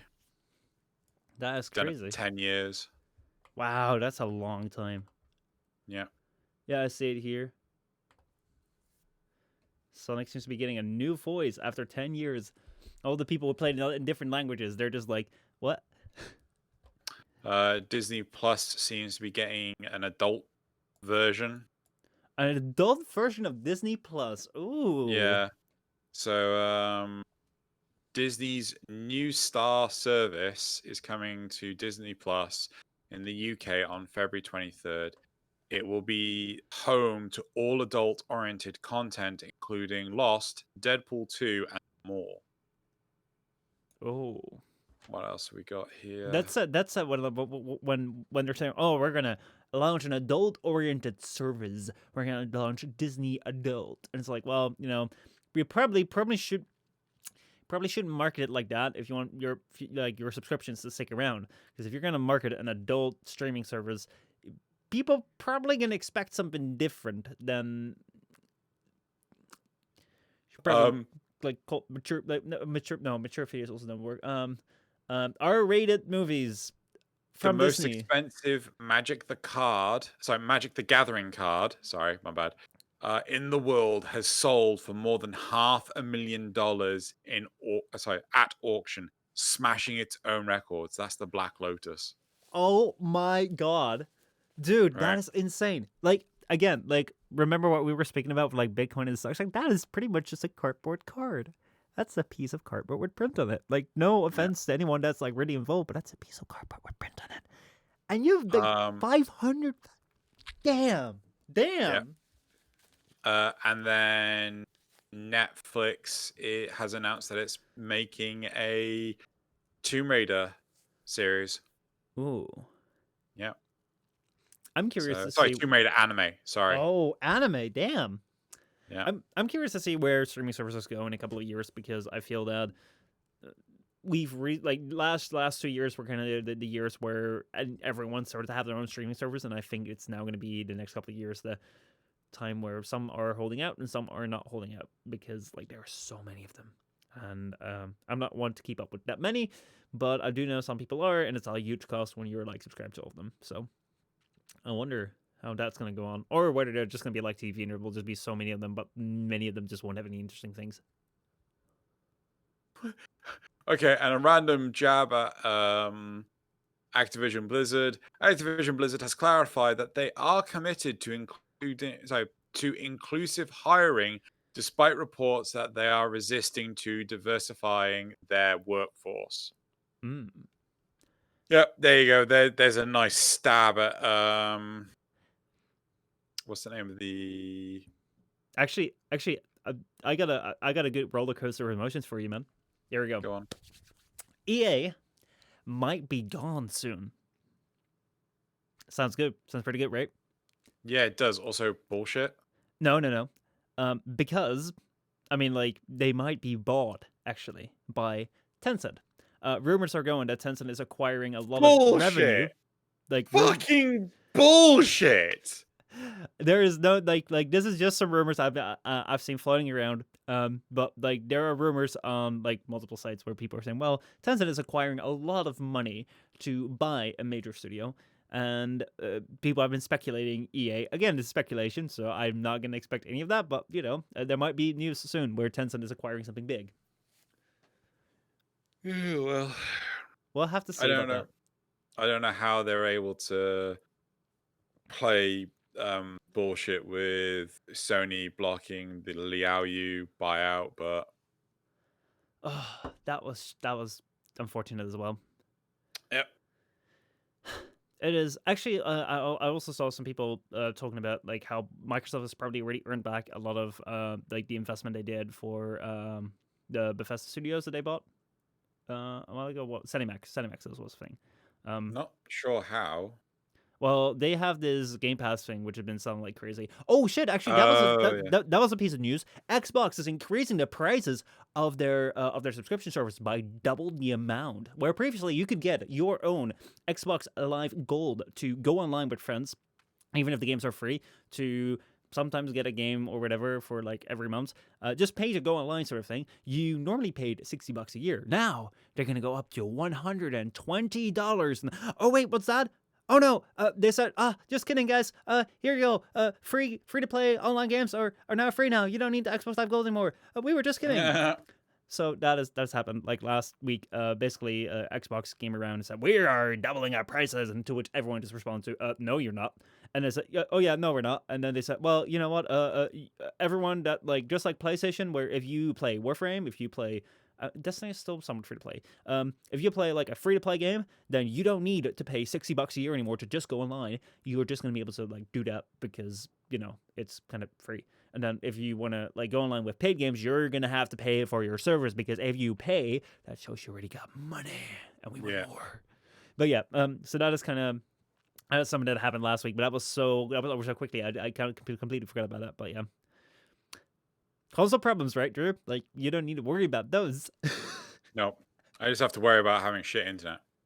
Oh man, oh man, oh man. Anyway, let's go wrap this. Oh, I think that you're also Let's go ask some questions. If you guys have some questions in the chat, feel free to post them in the chat. If you want to ask any related question which you might want to ask, we may decide whether we answer them or not, but feel free to ask whatever you want. We'll take a look at them. Oh man, oh man, oh man. What a right. Are you looking forward to any games this year? I don't know. Like I always forget what's coming up this year. I'm looking forward to new things coming out. Anything that you're looking forward to? Well, there's this game that it's been out for a while, but I hear it's getting a huge fucking update. It's a little game you may have heard of called Warframe. Oh, Combatshape. Sorry, what? Combatshape. Combatshape. Yeah, like war, combat, and frame is like shape. So like it's code language for whenever we might speak of Warframe, and it's like it might be a little bit controversial. Then like we can speak and chat about Combatshape, and people that might be like extreme fanboys or extreme haters will come into the stream, and they're just like, Combatshape, that must be some sort of like weird ass game, and they'll just like leave, and we'll just be able to like speak whatever we want because of Combatshape. Okay. But what kind of update is coming out? Because like I'm actually pretty excited about it. So, well, I was mostly joking. We haven't got a clue because the first dev stream of the year's tomorrow. Oh. Do you know that they actually changed the dev stream cycle to only one a month? Oh damn! So like they're actually committing to like more frequent dev streams now. No, less. Good job there, Michelle. But they've teased that apparently they're showing off the new Warframe, the next Warframe, which is supposed to be Wraith. And there's supposed to be some upcoming like Valentine's event or something involving the ticker, and hopefully they'll show off more Railjack stuff with the Queen Pin stuff. Yeah, I think that was I can't remember. Hopefully they're just going to show off more stuff. Yeah, because it's since December it's been quite dry. So one thing that I've been curious about is that how do I phrase this? So you've been like more actively involved with Warframe over the last 1.5 years than I have. I've kind of like, I think around Railjack I was like, well, sure. I'm moving up to somewhere else and exploring other games. But I think that one thing which I have noticed is that, especially when speaking with you, is that even though Deimos was in of itself not the worst open world, I mean, like, it was not like it was a decent update. I don't think it's been like the most well received, and I've heard a lot of people speak about how they're like, yeah, it's fine, but like another open world. I don't really see, like how is that right now in like the Warframe community? Because like it felt like Deimos was kind of like the update to kind of fix what everyone was like freaking out about with Railjack, and it doesn't really feel like it's really been all that hot lately. To me, Deimos it's just been sort of like a small wave in terms of, would you stop that? It's a small wave in terms of the casual gamers, right? I would consider, like, even though I am a veteran, I don't play hardcore. I don't play on the daily basis, sort of thing. And the level of grind involved in Deimos was just too much for, I want to say, the casual player. The hardcore player base, it's fine. But one thing I think every content creator will agree upon is the desire for Warframe-themed content has dipped quite a lot. And I think that has been a huge um, driving force for the negativity that you see around. But even so, like, you look at the Steam numbers, and the Steam numbers are still fairly strong. Mm-hmm. Actually, I haven't looked at them recently, but I remember looking at them in December. So they're fairly strong. But if you look at content, like people playing Warframe, or like the number of people watching Warframe in the Twitch directory, or you know, views, Arbiters is suffering horribly. We're getting like 500,000 views, and that's awful for Arbiters. Mm-hmm. You know, back in the day, we used to get 10,000 views. That is Then, crazy. so yeah, I just don't think that Deimos has hit the chord for the more casual player base that DE were hoping for. Yeah, like the thing that I found, and again, that this has mostly been my opinion sort of thing, because I have kind of been out of like the Warframe career circuit, and kind of been out of like updates are coming up and sort of things. But the thing that I've kind of found was Railjack to me really didn't sit well. I didn't really like it. No, agree. I haven't played anything past like December last year. I really didn't play Yeah. anything new, and also offense with Railjack, I just don't play it. I'm like, I don't care. Um, and then Deimos came out, and I quite liked it initially because I liked the design, and I think that when it came to the open world, it is probably one of the best open worlds, apart from like the quest. Which again, like if you didn't pay attention, if you didn't think about it too much, it was quite alright actually. But like if you actually saw through what was actually being said, it was kind of like, oh my god. But I think that the execution of it was fine, but it was, to me, it was like another open world, and I really enjoyed it when I played it. And then it was like, let's grind. I was like, no, I've done this so many times. I don't feel like coming back. And then like recently we had this event thing, which was the Sentient Orphix Venom thing, and I really enjoyed that for like the 2 days that I played it. And then afterwards I didn't really quite come back because you need Necromex for the end stages, and you need to go to Yeah. Deimos. I was like, I don't feel like going to Deimos. But like one thing which I find, I truly feel that I would love for Warframe to have a good update again, which could get my and spark back my interest in it again. I do feel that because of like the last year something and change, it's just kind of it had this big momentum, this big spike when the second dream came out, and like then played Swidelaw, and like everyone was like really on the edge of their seat as to like what was going to happen next. And now I feel like that's kind of like fizzled out. And if they like if that wants to be reignited again, like there's got to be something big to like, oh yeah, let's go again. But I don't know what that will be. I do know that when I was playing that event, which was just in the regular hallways, I was just with Tennos and was this with Warframes. I was like, fuck yeah, I really enjoyed this. But then I was like looking at my friends list and I was like, empty. And like last Yeah, online 500 days ago, and I was like, yeah. I think not to labor the point, but the big things for me is that it's not about another big update. I feel that we need to have some update, like introduce more Warframes, introduce more weapons. You can't leave it stagnant like that, because they did that for I think 2018, when there was like 6 months of we're just doing quality of life updates. And I completely agree. Nope. I said that they should have done that. I completely feel that nope, doing it was a bad idea. Well, one thing. But I Oh, go ahead. feel that they should do additional content. So like more mission modes for Railjack.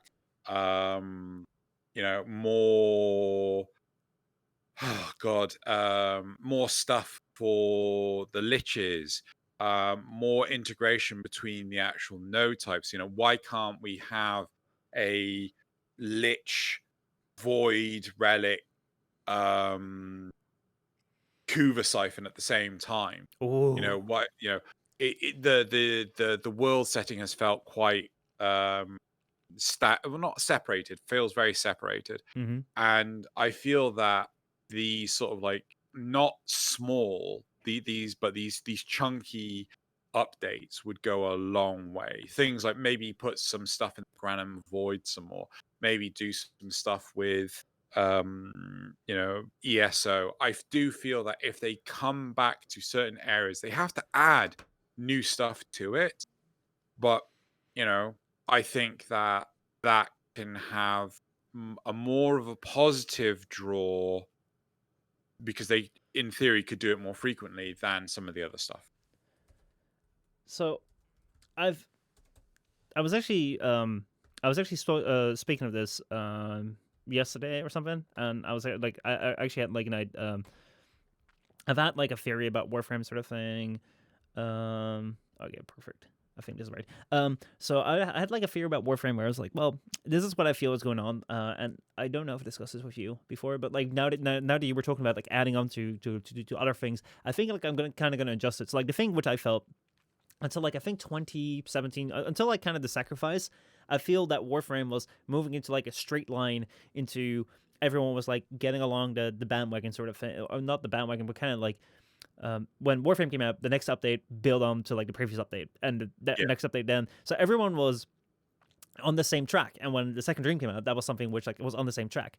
Yeah. And then I feel that after like Planes, it kind of just started going where like basically what we find with but by the way, if you're listening, you're wondering what means, that means like it's going in all directions and not really going forward, because you find that what with Deimos really doesn't affect any of the main story. It's kind of like a side thing. You can play that when you're like mastering one. Or actually, not really, but you can play that very early on in the game or fairly late in the game. And it's kind of like intended to fit everything. But one thing which you're mentioning actually is like I don't think it just goes everywhere. I think it's more akin to this right here. I think it's more akin to like like fireworks, where what you have is like it went up like to a certain point and it just like exploded into like many different type things. But these type things like kind of like end somewhere. So when you're talking about like ESO, when you're talking about the Granum Void, when you're talking about these these things which aren't necessarily progressions to the lore, but could be progressions to somewhere else. There is no investment really. So, like, why should you invest yourself into Railjack when, I mean, a year later, there's still no new content out for it, really? Like, why should you invest into going into Deimos when, like Fortuna, when was the last time there was an update in Fortuna? So why would you invest in there when, like, when was the last time there was an update in Plains? It's right now, I feel it's kind of gotten to this point where, like, it's like a firework, and like, instead of, like, going up into, like, Yeah. one line No, where everyone can get behind it and work towards it. It's kind of like, oh, let's go explore this train and then stop here and then like go back and I do agree with you. I do feel that, Railjack, it started on a parallel path and then just kind of fizzled out. Same with Fortuna, same with Deimos. They all sort of like started this parallel line of progression, which isn't too bad as long as you come bring it back in. mm-hmm. And that's the problem. None of them have actually like brought it back in. Why isn't there? Oh, we found. Why couldn't it be that? Oh, we found Deimos, right? But the only way to get to it is via the railjack. Yeah. Yeah, that would bring it back in. That would bring railjack back in, and it's just like, but there's no sense to this. It is just like, it's yeah, as you say, it's like a firework. So no, I Yeah. do agree with that. And yeah, what can I say? Well, like I think that one thing which would really benefit like something like open worlds is like I've said is with Fortuna. I would love to see a conclusion to the Fortuna. Not in the sense like we're Yeah, never going to go back to it, but you're introducing these stories. But what I've known from like the first open world ever is that you're introducing a story which could be very interesting. I thought the Corpus story in Fortuna was really really cool. I loved it. Where it's like, oh yeah. yeah, you have Nev on you that's like taking control and like we're fighting back and there's like a statue and there's like things are moving, but it isn't. Like in the first act, it is, and then it stops. And it would be so cool if this thing where you could just play through. It doesn't really matter how long it is, but it would be great if you could just play through at the end of the day, like Nevanyu is defeated from the planet, or like there is some sort of like compromise. Like at the end, the thing kind of ends, and you could still go ahead and run missions, but you don't really have to because everything that like you have gotten from it, like you I could acquire kind of like how you have these open world games. I mean, like Cyberpunk, where you can go to certain areas and do the quest, and then the quest is done. You're kind of done there, but like you can still come back if you Yeah. want to. The problem with what you're proposing Mm-hmm. is Cyberpunk is not a game as a service, right? A good example is World of Warcraft, right? So Mm-hmm. World of Warcraft, you do the main campaign of plot and everything, but after that, you don't really visit previous zones. It's only for like special events and things like that. So, for example, um, no one really ever goes to Northrend, the second expansion, or like version 3 of World of Warcraft. We're on version 9 now, Mm-hmm. right? No one's ever gone back to that content because there's nothing new to do there. However, in the introduction to the Shadowlands, the next continent, the next landmass, they actually say you need to go to Northrend, you need to go to the Ice Crown Citadel Mhm. to, you know, traverse the Shadowlands, right? You need to, and doing that was, it's a nice way to recognize that these places still exist, right? Mhm. But with Warframe, you're 100% right. What happened to the third Orb Mother, right? It's We know it's there. We could bloody well see it, Mhm. right? Yep. But, we don't do anything with it. What happened to, there's so many things that we don't come back to resolve and things like that. When it comes to places like Jupiter and you've defeated the Rhodopolis. Yeah, okay, fine. You can now move on. That makes sense because you feel a conclusion to the plot. Mhm. But with a lot of what's going on, it feels very loosey-goosey. Well, like I have a couple of years ago, I think 2017, 2018, I was so invested in the lore. Like I think that Yeah. Warframe has a very interesting lore in the sense of like the idea that it provides, in the sense of where this could go. And I was so invested in it. Then the sacrifice came out, and I was making all sorts of theories as to what this could be and what this could mean. And now, again, like people tend to describe this as Warframe hatred. I don't. I really don't. But the thing is like I've kind of lost interest in the lore, and the reason why has been because of the freaking what are they called? Teasers? What are they called? I really don't know what they're called. But like the teasers, like the one where you saw Ballast take away the Lotus, and Lotus now has become Glitch Lotus, and Glitch Lotus has been around for Oh, fucking yeah, years, yeah, and it's like yeah, yeah. how like it just like whenever teasers show up, it's you can do it once and like I'll be excited. But if like it's been teaser after teaser after teaser, like I don't really feel like there has been a quest after the sacrifice that's really progressed the lore. And this entire thing with the new war, I don't know because I haven't really been involved the last 2 years. But as far as I'm aware, the new war hasn't started. I don't know about the new war. I don't think anything significant has happened. But I've Yeah. already heard that they're like, oh, we're intending to end the new war soon. I'm like, what? It's begun? And I'm like, damn, like that is something which I think it's such a shame because I really, really like the lore, but I've kind of lost interest because of like all these teasers that have been thrown out. It's like, ugh. I don't know about them concluding the new war, but I mean, yeah, no, definitely I agree. It's like, no, just give me a cinematic quest. Mm-hmm. Just give me a fucking cinematic. Yeah. Anyway, Trigon should we asks. Trigon oh asks, yeah. question: would you buy Nightwave, a premium Nightwave pass if it meant the funds would go into making more contents? What? Like a season pass? Yeah, Um it depends on what's on it, but I'd be really hesitant to do so. me too. I think that the thing that the the thing that I find is that is kind of buying on the premise, and I think that we've seen that more than enough. Like I'm not gonna say that D is gonna do this, but I'm also not gonna say that D is not gonna do this because we don't know. I think that one thing you should always do is trust the product, not the company. So like the product, love the product, but don't love a company and don't buy things because like you've seen how Cyberpunk turned out, and people that fucking love CD Projekt Red like, oh, they can't do no wrong, and then all of a sudden they're like, this game is crashing and they hate it. Mm, It's it really depends. Like focus on the product, focus on what's coming out, and don't buy on the premise. And this would be buying on the premise. Like I'm gonna buy this season pass not because it is good or it provides me good value, because I want to give you money so you make me content. And you don't know whether that end of the deal is gonna be held up. So I think the current monetizable platform for DE where they shove content on, cosmetics, there's the money, mhm. it's in the cosmetics. I think that's where they should go. Make some more immortal skins. Maybe 2021 they release 4 new immortal skins, or 6 new immortal skins, 2 a month. Sorry, 2 a month. One every 2 months rather. Mhm. And I think that will, that is a better thing to do than to, do a season pass. Season pass, like I saw that in Destiny 2 and I instantly turned away. Yeah, I don't like that either.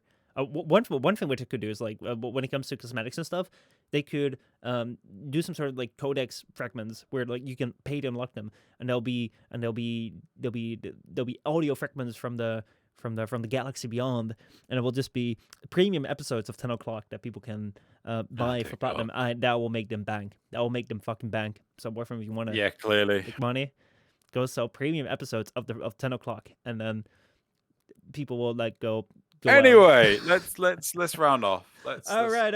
If you actually no, let me start off. First of all, thank you so much for watching. This was an interesting 69th episode of the FrameCast. I hope you enjoyed. It's been a nice episode with a bit of interruption, but it has been fun. If you want to check out this great character right here in actually, like, normally he isn't all that high res, as you can see him right here. Normally he's like a little bit more pixelated, but Discord is down. Check out Xenogeddon at youtube.com/xenogeddon.com, or go to patreon.com/Xenogeddon if you want to support this man. Check out the thing. This thing will be live on YouTube tomorrow. youtube.com/postma.games, or check it out on Twitch if you start me show Postma every Thursday. We'll be live with it. Is that all you want? I think that's all. To say? Yeah. You are a VTuber now, just like Laws is with his Excalibur. Woo! Oh, okay. Right, I get it. You're not happy? Yeah. Yeah, that's fine. Right. Okay. Bye, everyone. All right, see you, everyone. Goodbye. See you next week.